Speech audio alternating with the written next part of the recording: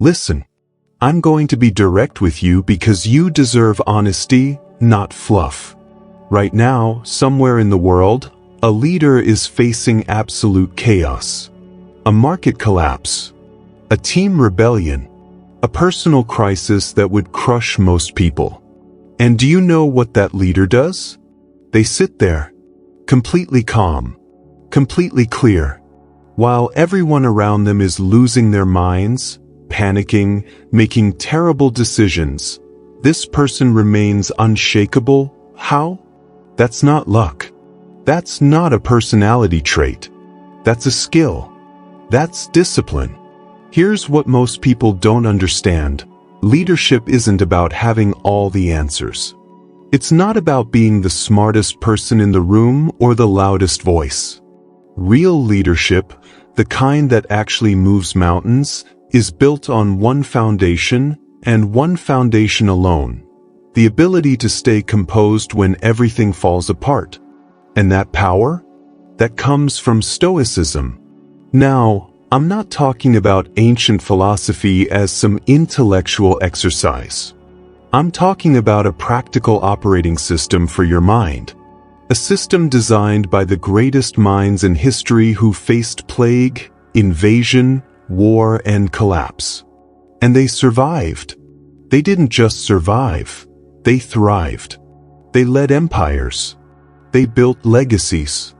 And they did it using principles that are as relevant today as they were 2,000 years ago. You're about to discover the exact framework that transformed Marcus Aurelius from a Roman emperor drowning in responsibility into a leader whose wisdom still shapes how we think about power and purpose. You'll learn the cognitive tools that Epictetus used to go from slavery to freedom. The mental discipline that Seneca weaponized to make decisions that changed the course of history. And here's the thing, these tools work. Not because they're magical, but because they're based on how your mind actually works. When crisis hits, and it will, there are two types of people.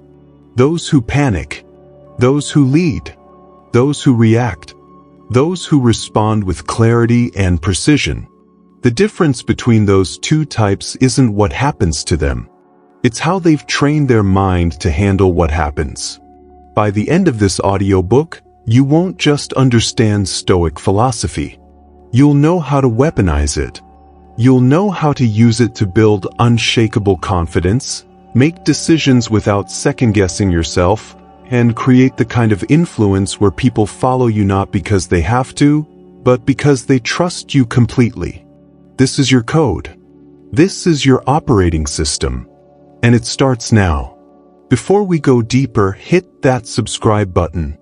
Thousands of leaders are transforming their approach to leadership with this content. You belong in that number. Let's go. Chapter 1. Stop reacting.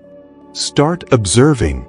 Most people leak power all day and call it being human. They get triggered. They snap. They defend. They explain.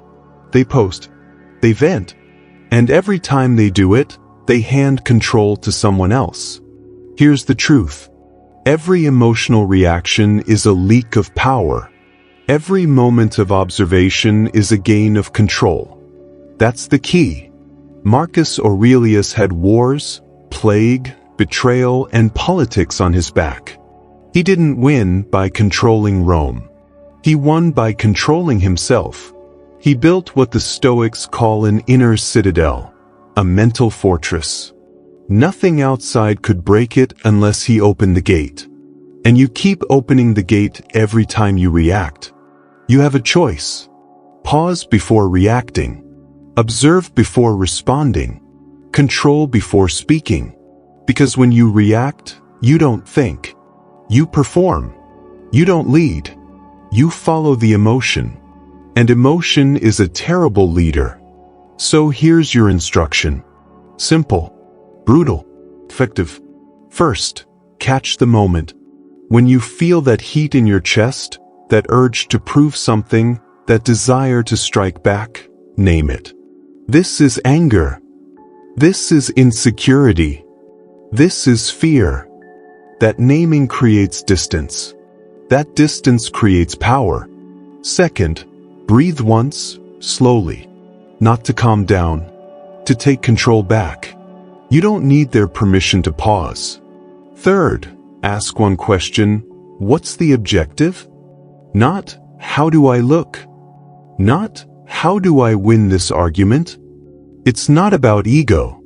It's about discipline.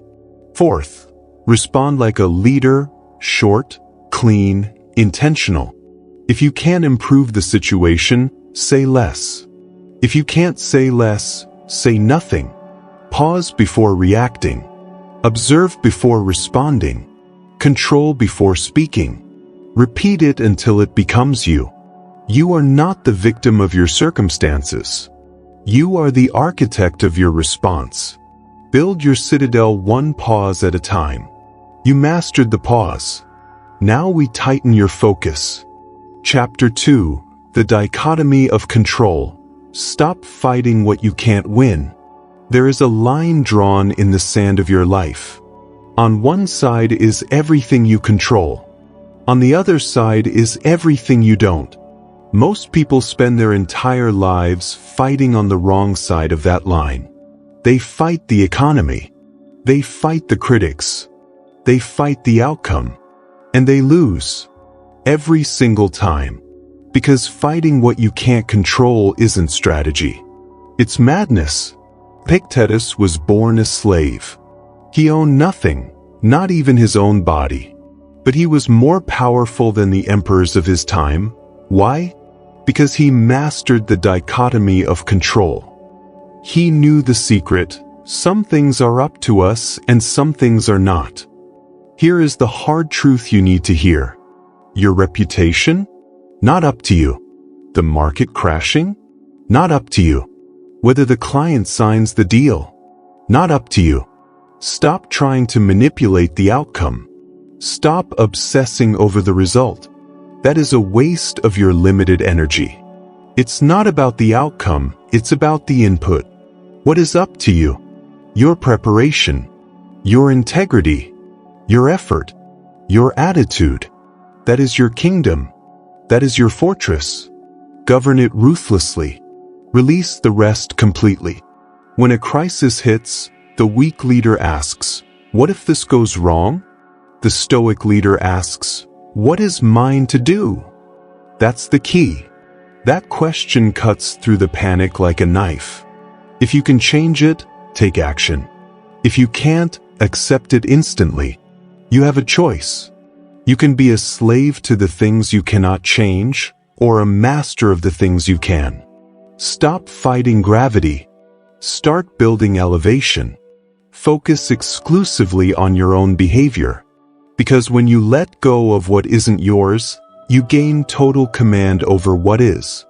You've stopped fighting reality. Now you need to learn to love it, even when it hurts. Chapter 3: Amor Fati. Love your fate, master your circumstances. Stop wishing things were different. They aren't. Stop treating obstacles like they are mistakes in the plan. They are the plan. Most leaders look at a crisis and see an interruption. They think, "I could succeed if only this problem wasn't in my way." That mindset is weak. That mindset is a trap. Here is the radical shift you must make today. The obstacle isn't separate from the path. The obstacle is the path. This is Amor Fati, the love of fate. It is not about tolerating disaster. It is not about making the best of a bad situation. It is about aggressively embracing whatever happens as the exact fuel you needed. When the market crashes, good. Now you learn to innovate while your competitors panic. When your team fails, good. Now you are forced to become a better teacher. When you lose your biggest client, good. Now you have the space to rebuild your foundation correctly. You have a choice. You can waste your energy screaming, "Why is this happening to me?" Or you can ask the only question that matters, "What is this teaching me?" Resistance creates suffering. Acceptance creates strategy. The moment you stop fighting reality, you can start using it. Don't just bear it. Don't just survive it. Love it. Treat every setback as raw material. Treat every failure as data. It's not about luck. It's about perspective.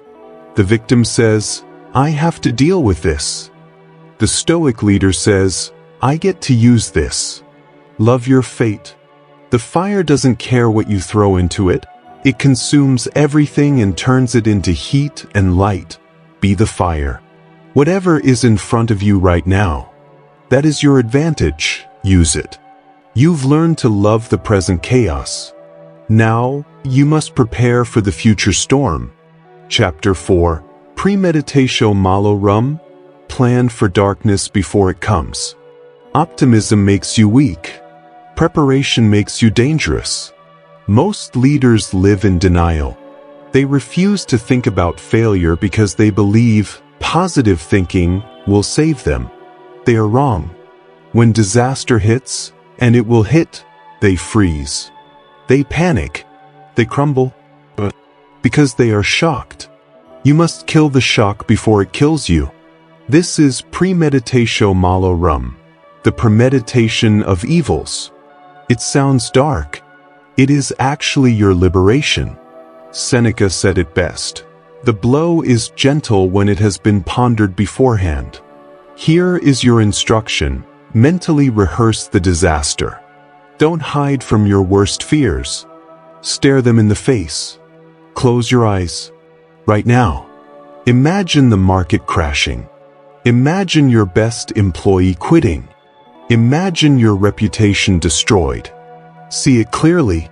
Feel the weight of it. Now answer this. What will you do? How will you respond? Who will you be in that moment? Will you break? Or will you execute? When you rehearse the worst, you strip it of its power. You stop fearing the monster because you've already fought it in your mind 1,000 times. While others are paralyzed by surprise, you are moving. You are executing. You are calm. Because you have been here before. It's not pessimism. It's armor. You don't need permission to be prepared. You have a choice. You can be blindsided by reality, or you can be ready for it. Expect difficulty. Plan for it mentally. When the storm comes, and it is coming, you won't flinch. You'll just get to work. That is the difference between a victim and a commander. You are prepared for the worst. Now you must master the moment of impact. Chapter 5. The pause. Master the space between stimulus and response. You think you are in control. But are you? When someone insults you, do you snap back? When a client leaves, do you panic? If the answer is yes, you are not a leader. You are a puppet. The world pulls a string and you dance. Stop dancing. Viktor Frankl survived the worst hell humanity ever created and found the ultimate truth. Between stimulus and response, there is a space. In that space is your power. In that space is your freedom. That is the pause. Most leaders skip the space. They are slaves to their own nervous systems. Something happens, stimulus. They explode, reaction. They destroy trust in 5 seconds that took 5 years to build. That is weakness. That is a leak of power. You have a choice. You can be a biological machine that reacts to every input, or you can be a conscious leader who chooses every output. That's the key. Here is your drill. When the bad news hits, do not speak. Do not type. Do not move. Force a gap. Widen the space between the trigger and your action. In that microsecond of silence, you regain your sovereignty. It is not about suppressing your emotion. Feel the anger. Feel the fear. But do not let them drive the car. You are the driver. Emotion is just a passenger. And passengers do not touch the steering wheel. When your team fails, pause. Ask, what builds them up? When the deal dies, pause. Ask, what is the strategic pivot? It's not about impulse. It's about intelligence. Master the pause. Between stimulus and response lies your power. If you lose the space, you lose the lead. Occupy that space. Defend it. Because the leader who pauses is the leader who wins. But once you have created that space, how do you make the right decision every single time? You need a standard that never moves. Chapter 6. Virtue as your North Star. Decisions that build legacy. Shortcuts are for amateurs. Convenience is the enemy of greatness. Most leaders make decisions based on what is easy, what is profitable, or what keeps them safe. They are building castles on sand. The moment the wind changes, they collapse. You are building something else. You are building a legacy. And legacy has only one foundation: virtue. Marcus Aurelius didn't ask, "Will this make me rich?"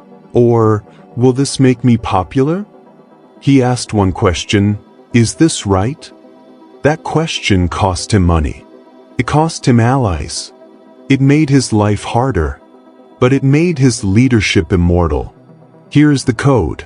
Character over convenience. Virtue over victory, always. This isn't about being nice. Stoic virtue is hard. It is steel. Wisdom, seeing the truth even when it hurts your ego. Courage, doing the right thing even when your hands are shaking. Justice, treating people fairly, not just when they are watching. Temperance, having the power to crush someone and choosing restraint. Every time you face a decision, you are at a crossroads. You have a choice. Do you fire the underperformer with respect and honesty? That is virtue. Or do you ghost them and let them rot because you hate conflict? That is cowardice. Do you admit the mistake and take the hit? That is virtue. Or do you blame the market and protect your image? That is fraud. Every decision is a vote for the leader you are becoming. Stop voting for the coward. Stop voting for the fraud. It's not about the outcome. It's about the standard. Your team doesn't need another clever strategist. They need someone they can trust with their lives. When you choose character over convenience, you stop being a boss. You become a leader worth following. Do the right thing. Let the consequences follow. Because you can recover from a lost deal. You cannot recover from a lost soul.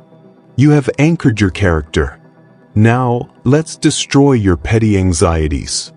Chapter 7. The view from above. Zoom out and see what actually matters. Your ego is lying to you. It tells you that this email dispute is a war. It tells you that this bad review is a catastrophe. It tells you that being right is the most important thing in the world. It is wrong. You are drowning in a glass of water. Stop focusing on the noise. Start focusing on the signal. This is the Stoic practice, the view from above. Marcus Aurelius ruled the known world, yet he constantly reminded himself that he was a speck of dust in an infinite universe. He zoomed out. He looked at Rome from the stars. And from that height, the crisis looked like an anthill. The enemies looked like children. The petty insults, the status games, the office politics, insignificant, meaningless dust. Here is the truth. In 100 years, nobody will care who won this argument. Nobody will remember your quarterly report. Nobody will know your title. So why are you letting it consume you? Why are you losing sleep over things that don't matter? Zoom out. When you are angry, zoom out. When you are terrified, zoom out. Ask yourself, will this matter in 10 years? Will this matter on my deathbed? If the answer is no, let it go. Instantly. You have a choice. You can spend your life fighting battles that don't exist, or you can save your energy for the war that matters. That's the key. This isn't about not caring. It's about caring about the right things. Your integrity matters. Your impact matters. The way you treat people matters. Being right? Being impressive? Being famous? That is vanity. That is weakness. When you zoom out, your fear evaporates. You stop playing small. You start taking real risks. You stop trying to protect your ego and start trying to build a legacy. The leader who sees the big picture is the leader who wins the long game. You've gained perspective. Now you must conquer your internal chemistry. Chapter 8. Emotional Mastery. Feel everything. Control everything. Core concept. Your emotions don't control you. You control them. Train this like you train your body. Summary point 1. Here's what most people get wrong about Stoicism. They think it's about being emotionless. It's not. Seneca experienced anger, fear, desire, disappointment, all of it. The difference was that he didn't let these emotions dictate his actions. He felt them fully while remaining sovereign over his response. This is emotional mastery. And it's trainable. You're not trying to suppress your anger when someone disrespects you. You're naming it. I'm experiencing anger right now. That's information. What does it tell me? What should I do with it? You're not trying to ignore your fear when facing a difficult decision. You're acknowledging it. I'm afraid. That's natural. But fear isn't a stop sign. Fear is a signal. What is it signaling me to do? When you develop this relationship with your emotions, everything changes. You're no longer a slave to them. You're their master. Summary point 2. The training is simple but demanding. First, awareness. Notice your emotions as they arise. Don't judge them. Don't fight them. Just notice. Second, naming. Call the emotion by its name. This is anger. This is fear. This is disappointment. Third, examination. Ask, what triggered this? What do I need here? What's the wise response? Fourth choice. Based on your values, choose how to respond. Do this practice daily, and your capacity for emotional mastery grows exponentially. You become someone who can be surrounded by chaos and stay centered. You become someone who can hear criticism without becoming defensive. You become someone who can face fear without backing down. That's the leader people follow into battle. Summary point 3. The message throughout is, feel your emotions. Master your response. This isn't suppression. This is sovereignty. And it's what separates leaders who crumble from leaders who thrive. Chapter 9. Leadership as service. Your role is to elevate others. Stop asking, what's in it for me? That is the question of a parasite, not a leader. Real leadership isn't about your title. It isn't about your corner office. It isn't about your bonus. It is about one thing, making other people stronger. Marcus Aurelius didn't view himself as the master of the world. He viewed himself as the servant of Rome. Epictetus was a slave, yet he liberated thousands of minds because he lived to teach. They knew the secret code: lead to serve, elevate others. Most managers are hoarders. They hoard credit. They hoard information. They hoard power because they are terrified of being replaced. They want to be the hero. But if you are always the hero, your team remains the victim. That is not leadership. That is ego addiction. You have a choice. Do you want to be indispensable? Or do you want to be effective? Because you cannot be both. If your team needs you for every decision, you have failed. You haven't built a team, you've built a crutch. Here's the shift. In every interaction, ask yourself, is this about my ego, or is this about their growth? When the project wins, give the credit away, all of it. When the project fails, take the blame, all of it. When you learn something valuable, teach it immediately. Don't build followers. Build leaders. It's not about being nice. It's about being strategic. When you make everyone around you more capable, you build an army. When you make everyone around you stronger, you become unshakable. The irony is simple. The more power you give away, the more power you actually have. Lead to serve. Elevate others. That's where real power lies. Stop trying to shine. Start trying to polish the people around you. Because a leader who serves is a leader people will fight for. You have learned the parts. Now we must build the whole machine. Chapter 10. The Unshakable Leader. Integrate and activate. This is not a toolbox. This is an operating system. You don't pick up stoicism when it's convenient and drop it when it's hard. You become it. The Inner Citadel. The Dichotomy of Control. Amor Fati. The pause. Virtue. These are not separate tricks. They are one unified code. And a code only works if it runs 24/7. When the crisis hits, and it will, you don't have time to think, which chapter was that? You must react instinctively. The market crashes? Dichotomy of control. You focus only on your response. The critics attack? The Inner Citadel. You lock the gate. The plan fails? Amor Fati. You use the wreckage to build something better. The anger rises? The pause. You take the space. The easy way out appears? Virtue. You choose the hard right over the easy wrong.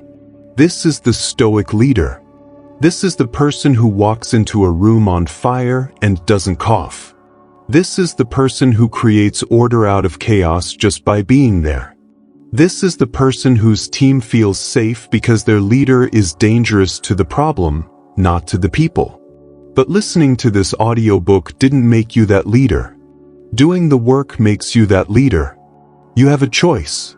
You can treat this as interesting philosophy and go back to being a victim of your emotions. Or you can treat this as your new reality. The integration isn't intellectual. It's practical. It happens in the morning when you rehearse the day's challenges. It happens in the meeting when you shut your mouth and listen. It happens in the quiet moments when you choose service over ego. You practice in the small moments so you don't break in the big ones. Pressure doesn't break the Stoic.